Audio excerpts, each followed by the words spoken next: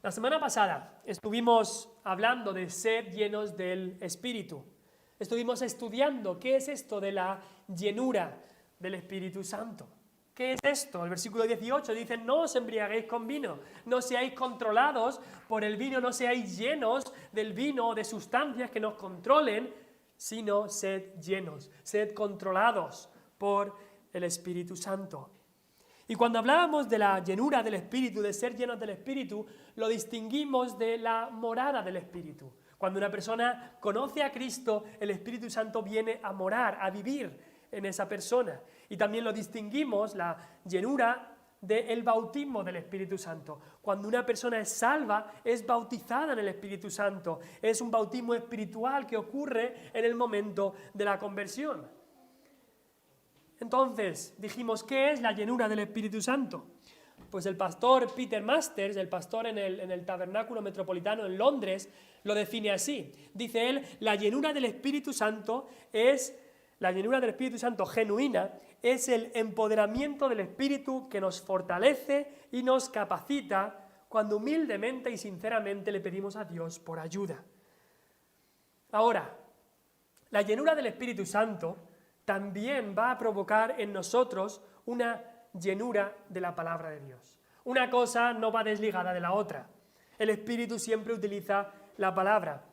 Y no sé si os acordáis, pero en otras ocasiones, hablando de Efesios, comentamos que el libro de Efesios y el libro de Colosenses son paralelos. Fueron escritos al mismo tiempo por el apóstol Pablo. Fueron escritos en el mismo periodo y hay bastantes pasajes que son bastante parecidos, y es porque Pablo lo estaba escribiendo en el mismo tiempo, estas dos cartas a estas dos iglesias. Así que si me acompañáis por favor a Colosenses 3:16.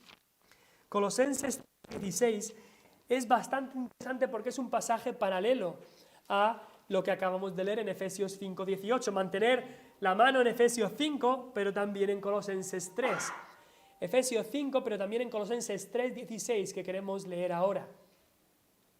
Colosenses 3:16 dice: la palabra de Cristo more en abundancia en vosotros, enseñándoos y exhortándoos unos a otros en toda sabiduría, cantando con gracia en vuestros corazones al Señor, con salmos e himnos y cánticos espirituales. Y todo lo que hacéis, sea de palabra o de hecho, hacedlo todo en el nombre del Señor Jesús, dando gracias a Dios Padre por medio de Él. Si recuerdas algo de lo que hemos leído en Efesios 5:18 al 21, es muy parecido el pasaje. Pero es muy interesante que mientras Pablo le dice a los efesios que sean llenos del Espíritu Santo, a los colosenses les dice que sean llenos de la palabra de Dios. La palabra de Dios more en abundancia en vosotros, les dice, y luego puedes ver cómo los textos son paralelos y hay algunas partes que se repiten. Pero mientras a uno les dice, sed llenos del Espíritu Santo, a otros les dice, la palabra de Cristo more en vosotros. Y es que van ligados. No puedes decir, yo estoy lleno del Espíritu Santo, y nadie va a decir eso por su propio mérito, por supuesto. Pero la palabra de Dios es de lo que tenemos que llenarnos, van siempre de la mano. Ahora, también tenemos que llevar cuidado, que no estemos deseando la llenura del Espíritu solo por el hecho de estar llenos. Es como si fuera una experiencia que nos pusiera en otro nivel. No.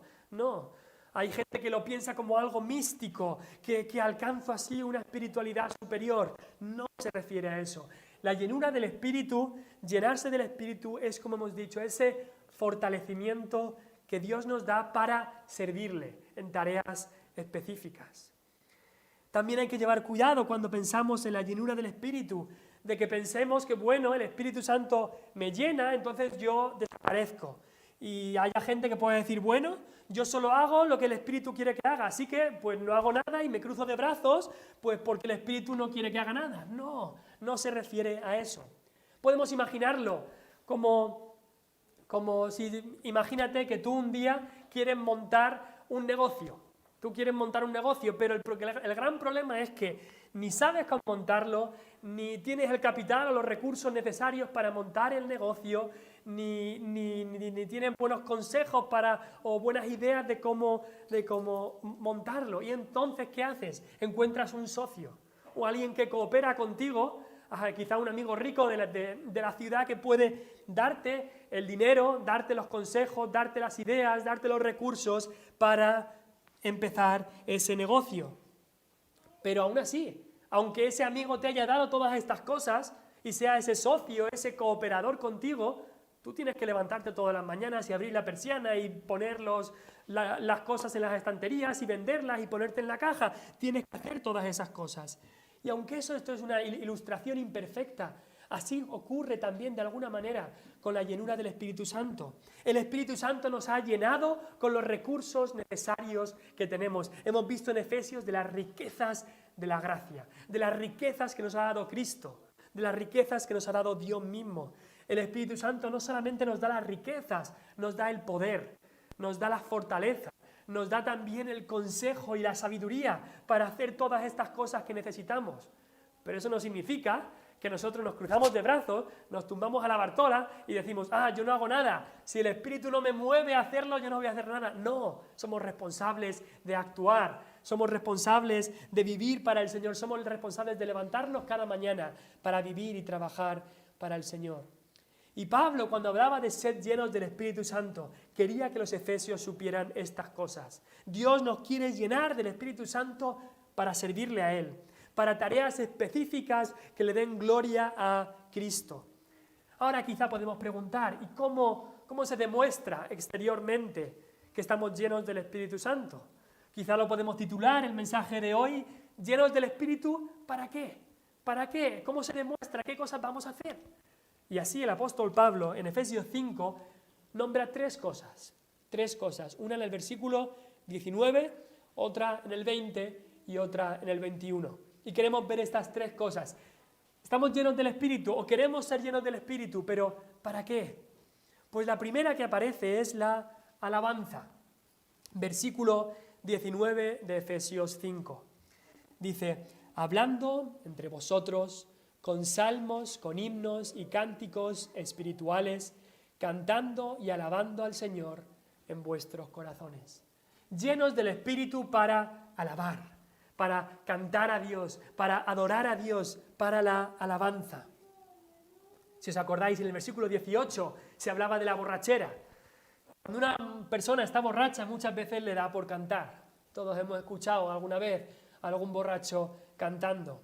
Pero las canciones de alguien que está lleno de vino muchas veces son ridículas, son muchas veces inmorales, son muchas veces sin sentido. Pero aquel que está lleno del Espíritu también tiene una nueva canción. No la canción de alguien que está borracho, sino una nueva canción que Dios ha dado en nuestros corazones. Así lo dijo el salmista en el Salmo 40. El Salmo 40 es ese salmo que quizá algunos sabemos, quizá algunos hemos memorizado, que dice, empieza diciendo, pacientemente esperé a Jehová y se inclinó a mí y oyó mi clamor y me hizo sacar del pozo de la desesperación, del lodo cenagoso, puso mis pies sobre peña y enderezó mis pasos.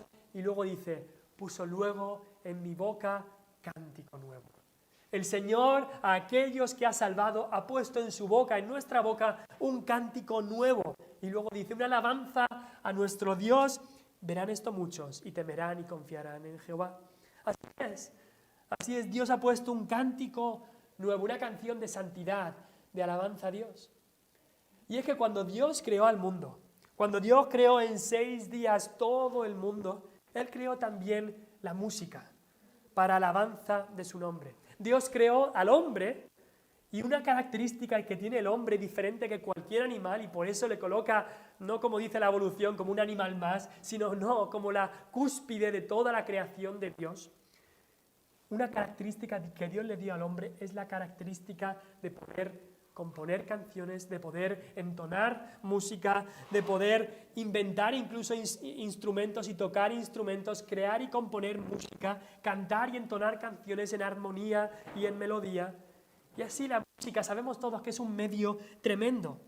Tiene un efecto la música muy grande en nuestras emociones, en nuestros sentimientos, que no nos lo creeríamos. No sé si has intentado alguna vez, pero a lo mejor hay alguna película o algo así, y si le quitaran la música a cualquier película, no tendrían sentido, y el efecto que crea en el espectador es muy, muy diferente. La música tiene mucho, mucho poder. Y el diablo Desgraciadamente sabe eso. El diablo sabe, y como tantas otras cosas, ha malutilizado, ha intentado robar este don divino, ha intentado contaminar este medio que Dios ha dado de la música y lo ha usado para su propio beneficio y para sus fines malvados. Ya desde el principio el diablo hizo eso. Leemos en Génesis 4, creo que es, la descendencia de Caín. Y es una descendencia que anduvo alejada de Dios, como Caín. Pero de esa descendencia leemos de un tal Jubal que inventó los instrumentos de arpa y flauta. Y desgraciadamente quizás esos instrumentos no fueron utilizados para la gloria de Dios. Pero Dios ha creado la música para que sea utilizada para su gloria. Quizás os acordáis también de Nabucodonosor, cuando hizo esa mega fiesta para adorar a esa imagen que él había creado, que él había puesto allí en su país. Y lo que hizo es que dijo que todo el mundo tenía que arrodillarse ante esa imagen. Pero ¿cómo lo hizo? Dijo, cuando suene la música, y nombra una lista de 8 o 10 instrumentos, cuando suene la música, cuando los sentimientos estén a tope, entonces todos os postráis ante la imagen. Y no vemos lo mismo en muchos conciertos mundanos de este mundo. Lo mismo está ocurriendo en el día de hoy. El diablo hoy en día utiliza la música como nunca para instruir a los jóvenes, a los niños, los caminos de maldad. Y no solamente a los jóvenes y a los niños, sino también a los adultos.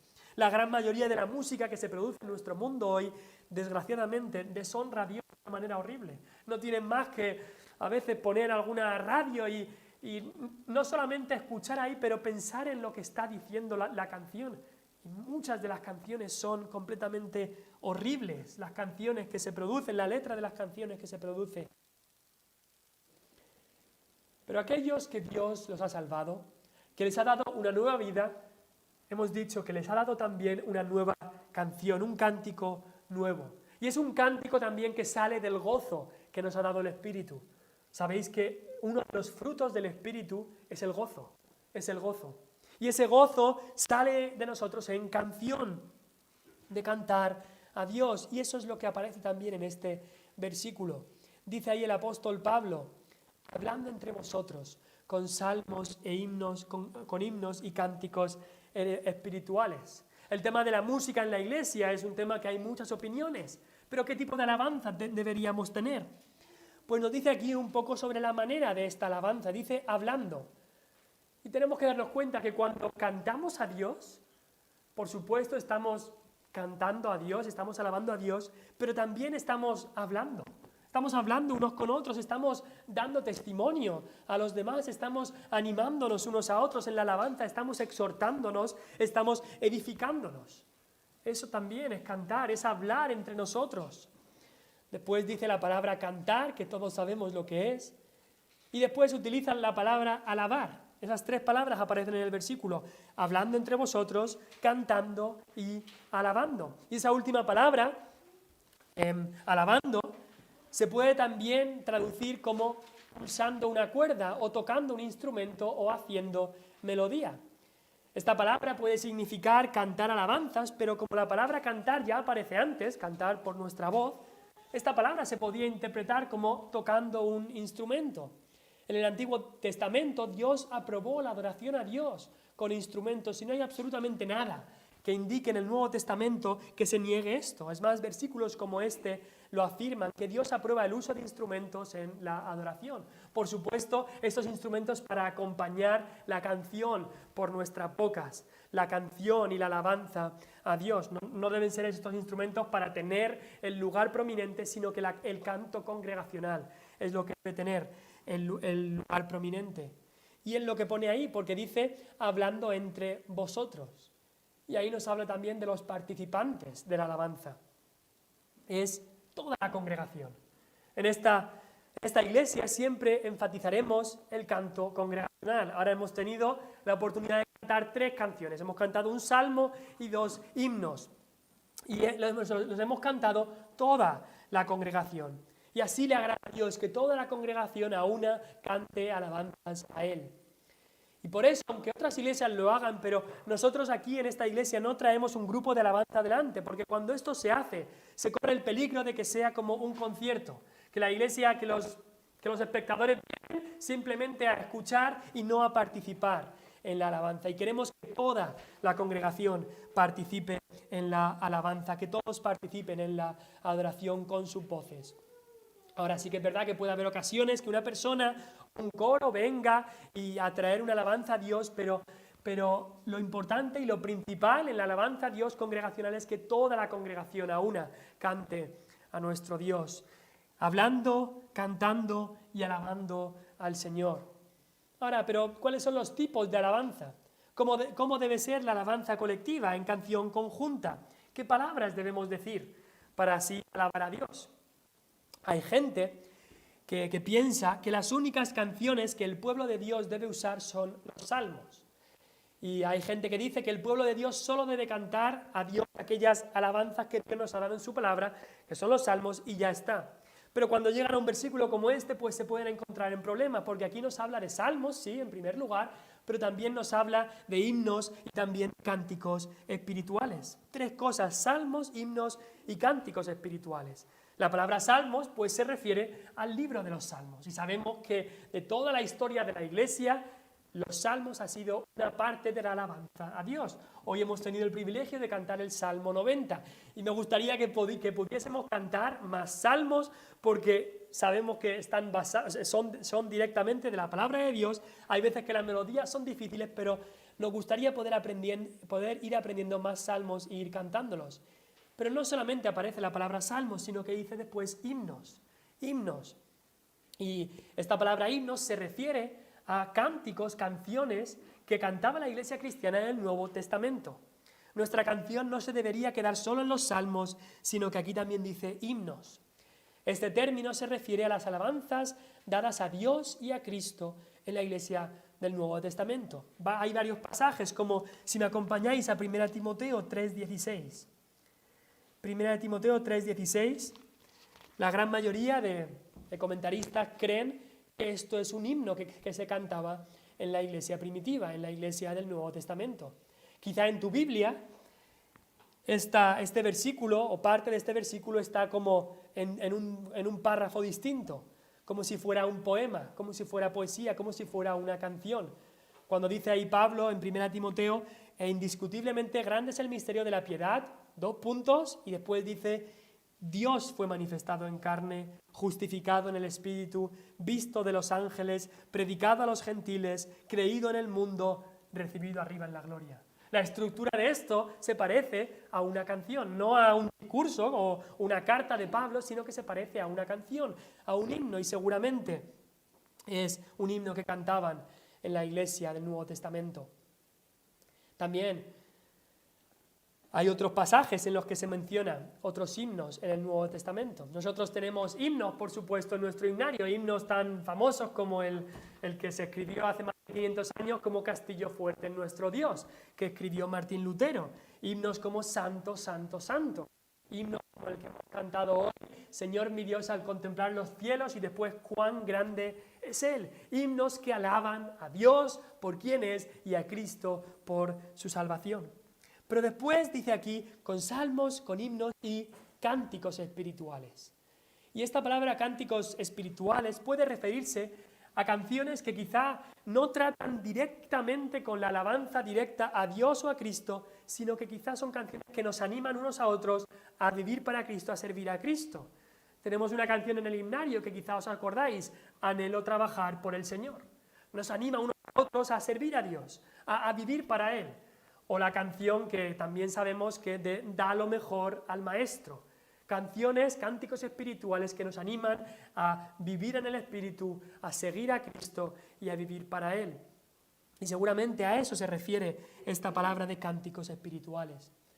Pero tampoco nos tenemos que quedar aquí, porque aquí no está hablando solamente de la adoración pública, que los salmos, los himnos y los cánticos espirituales deben ser solo utilizados en los cultos, no. Debería ser también nuestras canciones en nuestra casa, en nuestro trabajo, cuando vamos en el coche.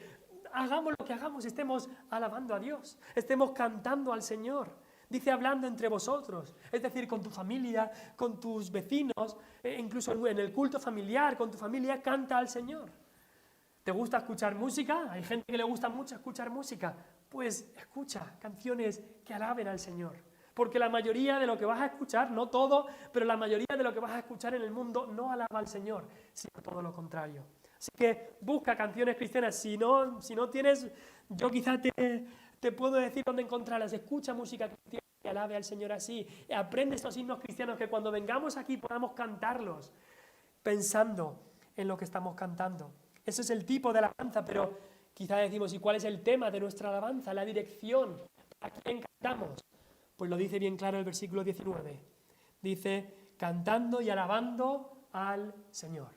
Cantando y alabando al Señor. Desgraciadamente, en muchas iglesias modernas en el día de hoy, aunque nombren el nombre de Cristo a veces 1000 veces, todo lo que hacen y la manera en que lo hacen no apunta a Cristo, sino que apunta al cantante que lo está haciendo. Se suben a un escenario con las luces, con el grupo de música, con la forma de cantar, con la forma de vestir, con todo lo que hacen. Todo no está apuntando a Cristo y a su santidad y a su gloria. Todo está apuntando a ellos mismos. Al final no están alabando al Señor, sino que están alabando al cantante que se pone ahí. Y es importante que cuando cantemos, cantemos al Señor. Tampoco cantamos para que los demás nos escuchen, sino cantamos al Señor. O quizás tú dices, pues yo no canto para nadie. Quizás vienes aquí y cantas, pero solamente abres la boca, o solamente dices, pero no estás cantando para el Señor. Estás pensando en lo que estamos cantando, estás pensando en lo que está ahí. Así debería ser, cantando al Señor, sabiendo que lo hacemos para Él. El tema de nuestra alabanza es el Señor. Y la procedencia de nuestra alabanza, lo dice ahí, cantando y alabando al Señor en vuestros corazones. Debe salir del corazón. No solamente de la boca, o de tus cuerdas vocales, o de la gran voz que tienes y cómo entonas, sino que debe salir del corazón. Nuestros corazones tienen que estar activos en la alabanza. Y es muy triste cuando alguien a lo mejor, o nos dejamos llevar por una melodía bonita y nos olvidamos de la letra. Lo que debería movernos de verdad es la letra. Cuando cantamos aquel himno, sublime gracia del Señor, que aún infeliz salvó. ¿Estamos pensando en lo que estamos diciendo? Éramos infelices y la sublime gracia del Señor nos salvó. Cuando dice, fui ciego, mas hoy miro yo. Perdido y Él me halló. ¿Estamos pensando en lo que estamos cantando? Si de verdad lo estamos viviendo y pensando, pues vamos a cantarlo con todo nuestro corazón, no solamente con nuestra boca. Y es que incluso el cantar alabanzas a Dios en tu mente y en tu corazón, no solo aquí en la iglesia, sino en tu casa, también te va a librar de muchas tentaciones, te va a librar también de mucha amargura, te va a librar incluso de tener tus pensamientos en otras cosas que no lo deberías de tener. Canta alabanzas. ¿Por qué? ¿Para qué quiere el Señor que seamos llenos del Espíritu? Una de las cosas es para la alabanza a Dios, tanto congregacional aquí como también alabanza a Dios en nuestra casa. Pero vayamos al versículo 20, porque hay algo más. Dice, dando siempre gracias por todo al Dios y Padre en el nombre de nuestro Señor Jesucristo. Hemos hablado de la alabanza, aquí se habla de la gratitud. Una persona llena del Espíritu es una persona agradecida. Y puedes decir, ¿y qué es esto de dar gracias? Pues dar gracias es reconocer con agradecimiento los beneficios recibidos. Pablo ya ha nombrado en el versículo 4 del capítulo 5, ya ha nombrado que tenemos que tener acciones de gracias, tenemos que dar las gracias, pero lo vuelve a repetir, Me recordaba a mí muchas veces con mis hijos que hay que repetirle 20 veces qué se dice después que te den un regalo, qué se dice, hasta que digan gracias. Y cuesta. Y el apóstol Pablo hace lo mismo con los efesios. Les dice, sino más bien acciones de gracias, en el versículo 4. Y dice, luego lo tengo que repetir en el versículo 20, dando siempre gracias. Ahora, esto de dar gracias, como dice el comentarista Hendriksen, esto de dar gracias presupone que la persona reconoce tres cosas. Primero, tenemos que reconocer que las bendiciones que recibimos han sido dadas, han sido otorgadas a nosotros. Es decir, que no tenemos crédito por estas bendiciones. Eso es lo primero. También tenemos que reconocer que somos indignos de estas bendiciones. Y también tenemos que reconocer que las bendiciones son grandes y muchas. estas tres cosas hay que reconocerlas para dar las gracias a Dios. Cuando le damos un regalo a alguien, no deberíamos esperar nada a cambio. No debería ser esa la actitud, aunque muchas veces eso es lo que ocurre. Pero lo único que podríamos esperar en cierta manera cuando damos un regalo es que nos digan las gracias. Es natural esperar eso. Es que la persona esté agradecida. Eso es natural esperarlo. Pero de una manera mucho mayor, muchísimo mayor, cuando Dios nos da tantas bendiciones espirituales en lugares celestiales en Cristo, como leemos en el capítulo 1, tantas riquezas de su gracia, cuando Dios nos da esta muchedumbre de bendiciones que nos ha dado, no podemos nosotros soñar con devolverle algo parecido, decirle, bueno, Dios, tú me has dado esto, me has dado un regalo, yo ahora te tengo que dar un regalo. No, esa no es la actitud. Lo que tenemos que hacer, lo que Dios nos dice es ser agradecidos. Da las gracias. La expresión de gratitud es la más feliz respuesta a estos regalos inmerecidos que se nos ha dado. ¿Y sabes qué? Mientras estés agradecido, los afanes, los pesares se van olvidando. Las quejas se desvanecen. Incluso estar agradecido te da más valentía para afrontar el futuro. Estás más lleno de paz y de seguridad. Dios es más glorificado. Eso es estar agradecido. Quizá preguntas tú, bueno, entonces, ¿cuándo? ¿Cuándo tengo que estar agradecido? Este es un versículo que nos lo pone muy claro. Porque si vas haciéndole preguntas a este versículo, al estudiar el versículo, te va diciendo todas estas preguntas. ¿Qué tenemos que hacer? Dar gracias. ¿Cuándo? Pues ahí dice siempre. Dando siempre gracias. Dando siempre gracias. Eso cuesta. Siempre. Y eso nos habla de cuándo tenemos que dar las gracias. Lo lógico es que le demos las gracias a Dios después de que Dios nos haya dado el regalo, o el favor, o la bendición. Eso es lo lógico, es lo lógico que se esperaría de nosotros.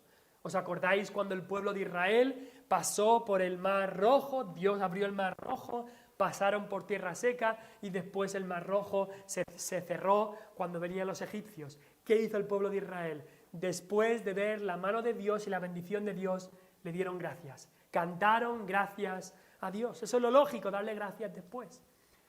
Pero también, cuando dice siempre, eso significa que hay que darle gracias en medio de la dificultad también. No solamente cuando el problema se ha ido, sino en medio del problema. ¿Os acordáis de Jonás? Cuando Jonás fue lanzado al agua, vino el gran pez y lo tragó, y allí en el vientre del pez, antes de que Dios hubiera obrado el milagro, antes de que Dios le hubiera salvado del vientre del pez, allí en el vientre del pez, Jonás le da las gracias a Dios por salvarle, por librarle. Y así nosotros, cuando estamos pasando por dificultad, debemos darle las gracias a Dios de antemano, porque sabemos que Él nos va a librar de la dificultad.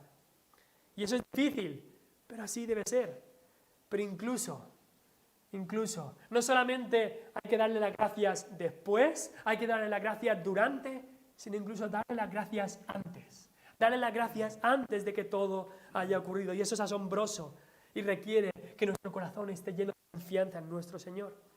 Así ocurrió una vez en el Antiguo Testamento. El rey Josafat tenía que hacer una guerra y Dios le dijo, ¿sabéis qué? En esta guerra no vais a tener que luchar, yo voy a luchar por vosotros. Y ahí vino el ejército de Josafat y vinieron los otros ejércitos y parecía que la guerra iba a empezar. Y el rey Josafat dijo, vamos a darle las gracias a Dios por la victoria que Él nos va a dar. Y antes de que empezara la guerra, Él le dio las gracias a Dios. Y ese día no hubo guerra, porque el ejército enemigo se empezaron a pelear entre ellos y se derrotaron entre ellos. Y el ejército de Israel no tuvo ni que luchar. Pero le dieron gracias a Dios antes de la ocasión. Demos gracias a Dios siempre, tanto después como durante como antes. Y quizá la pregunta es, ¿y por qué cosas hay que dar gracias? Pues también el versículo nos responde a esa pregunta. Una buena manera de estudiar la Biblia es hacerle preguntas al versículo. Y ahí nos dice por qué cosas tenemos que dar gracias. Dice, dando siempre gracias por todo. Por todo. Por todo. Claro, darle gracias a Dios cuando las cosas van bien, cuando el año ha sido un buen año, cuando ha habido buena cosecha, cuando me suben el sueldo. Pero darle gracias por todo. Darle gracias a Dios por la enfermedad. Darle gracias a Dios por la situación difícil que hay en la familia. Darle gracias a Dios por cosas así. Nos parece algo que no podemos hacer. Pero sí, nos dice Dios que lo hagamos. En lo bueno y en lo malo. En lo bueno y en lo malo. Primera Tesalonicenses 5, 16, 18 dice: estad siempre gozosos, orad sin cesar. Y después dice: dad gracias en todo. Y dice después: porque esta es la voluntad de Dios para con vosotros en Cristo Jesús. ¿Por qué tenemos que darle gracias a Dios en todo? Porque el problema que estás pasando, la situación que estás pasando, es la voluntad de Dios para tu vida. Y la voluntad de Dios para tu vida es una voluntad buena, agradable y perfecta. Así que tenemos que darle las gracias a Dios en cada situación. ¿Por qué cosas? Por todo hay que dar gracias. Y quizá la pregunta es: ¿a quién hay que dar gracias? Pues también lo responde el versículo. Dice: dando siempre gracias por todo al Dios Padre. Hay gente que no da las gracias a nadie, que se piensan que ellos mismos son los que se han ganado todo, yo me lo merezco, yo me lo he ganado, yo me lo he trabajado, así que no doy las gracias a nadie. Hay otros que sí que dan las gracias al prójimo y pues parecen agradecidos y dan las gracias pues a sus padres, a sus hermanos, a sus amigos, al pastor, a este hermano de la iglesia, doy gracias a la iglesia, pero se olvidan de darle las gracias a Dios. Están dándole las gracias a la causa secundaria de las bendiciones, pero no a la causa primaria. Eso se refiere de que la causa secundaria son las personas que Dios utiliza para traernos la bendición, pero la bendición viene de Dios mismo, no de esas personas en sí. Pablo les había hablado ya a los efesios de dónde vienen todas las bendiciones. En el capítulo 1, versículo 3, si me acompañáis ahí, dice: bendito sea, otra vez dice, el Dios y Padre de nuestro Señor Jesucristo, que nos bendijo con toda bendición espiritual en los lugares celestiales en Cristo. ¿Quién nos ha bendecido? ¿De dónde vienen las bendiciones? Del Dios y Padre. De Él vienen, no de nosotros. Y si nos la ha dado algún hermano o algún amigo, es a través de ellos, pero no viene de ellos, sino que todo viene de Dios. Y nuestro agradecimiento principal debe dirigirse a Dios. Ser agradecidos también con los hermanos o con las personas que nos dan algo, pero el agradecimiento principal es con Dios mismo en primer lugar. Ahora, ¿cómo debemos dar las gracias? También el versículo responde a esto. Dice: dando gracias por todo al Dios y Padre en el nombre de nuestro Señor Jesucristo. Cuando oramos, oramos en su nombre. Cuando cantamos, cantamos a su nombre. Y cuando damos las gracias, las damos en su nombre, en el nombre de Cristo. Como vimos en los primeros capítulos de Efesios, todas las bendiciones que tenemos, las tenemos en Cristo. Adoptados en Cristo, perdonados en Cristo, elegidos en Cristo, redimidos en Cristo, la herencia que tenemos la tenemos en Cristo, todo está en Cristo. Así que cuando le agradecemos por medio de Cristo. Cuando las bendiciones bajan por medio de Cristo. Y cuando el agradecimiento sube, debe subir en el nombre de Cristo. Hemos visto la alabanza y la gratitud. Ser llenos del Espíritu Santo lo necesitamos para la alabanza y lo necesitamos para la gratitud. Esto habla de nuestra relación con Dios. Al estar llenos del Espíritu Santo tenemos unos deberes para con Dios. Pero en último lugar, también dice el apóstol Pablo que tenemos unos deberes para con los hermanos. Si en la canción cada uno canta en un tono distinto, va a ser horrible. También tiene que haber armonía entre los hermanos, entre nosotros mismos. Y por eso aquí Pablo habla de las relaciones entre los hermanos en el versículo 21. Que este versículo, aunque parezca que está separado de este pasaje, se podría leer también sometiéndonos unos a otros en el temor de Dios. Aquí habla de la sumisión. Este pasaje también es parte de esta misma sección. Someterse significa quedarse bajo alguien. Hemos hablado de la alabanza, hemos hablado de la gratitud y ahora acabamos hablando de la sumisión. Me acuerdo, cuando era pequeño, en la ciudad donde vivía, siempre pasábamos con el coche por un sitio y me acuerdo de leer una palabra muy larga, tendría, 4, 5, 6 años, una palabra, más, 6, 7, 8 años, y leer una palabra muy larga que no entendía. Y era un graffiti que alguien había puesto en una pared muy grande. Y el graffiti, bastante grande, decía insumisión. Insumisión. Y por supuesto, el mundo en el día de hoy está lleno de insumisión. Yo no entendía lo que significaba la palabra hasta que mis padres me lo explicaron. Pero es que la insumisión está de moda. El término autoridad se ve como algo negativo y se llama a la gente a que sean insumisos en todo, insumisos. Nadie se quiere someter, pero sí que es verdad que todos quieren que los demás se sometan a ellos, pero nadie se quiere someter a otros. Pero como cristianos, como hijos de Dios, como siervos de Cristo, y esa palabra siervos se puede incluso traducir también como esclavos de Cristo, como personas que, como dice aquí, conocemos el temor de Dios, que en el futuro estaremos estudiando sobre esto. Como personas temerosas de Dios, nos sometemos a Él, nos sometemos a Dios. Y al estar sometidos a Dios, también nos debemos y nos podemos someter los unos a los otros. Ahora, someterse requiere humildad. Hemos estado hablando de la humildad en algunos de los últimos cultos de oración. Y la humildad es estimar a los demás como superiores a mí mismo, es no mirar cada uno por lo suyo propio, sino más bien por lo de los otros. También debemos recordar que en el capítulo 4, el versículo 3 de Efesios, Pablo ya había hablado de la unidad que debe haber entre los hermanos. Y había hablado de esforzarse en guardar esa unidad, solícitos en guardar la unidad del Espíritu, dice. Y también ha explicado lo que la verdadera unidad significa. Y para guardar esta unidad entre los hermanos, entre la iglesia, hace falta humildad, hace falta sumisión. El Señor Jesucristo recalcó y ejemplificó este principio de la humildad, de la sumisión, una y otra vez a sus discípulos. Sus discípulos se peleaban, ¿quién va a ser el mayor? ¿Quién va a ser el que va a liderar? ¿Quién va a ser el mejor? Y Jesús les dijo, el que sea el siervo, ese será el mayor. El mayor entre vosotros será como el que sirve. Ahora, esto de someteros los unos a los otros en el temor de Dios, ¿significa eso que no hay orden de autoridad en las relaciones que Dios ha creado? Como seguiremos leyendo en el siguiente pasaje, que lo hablaremos y lo estudiaremos ya en septiembre, pero en el pasaje siguiente aparecen varios ejemplos de personas que deben someterse.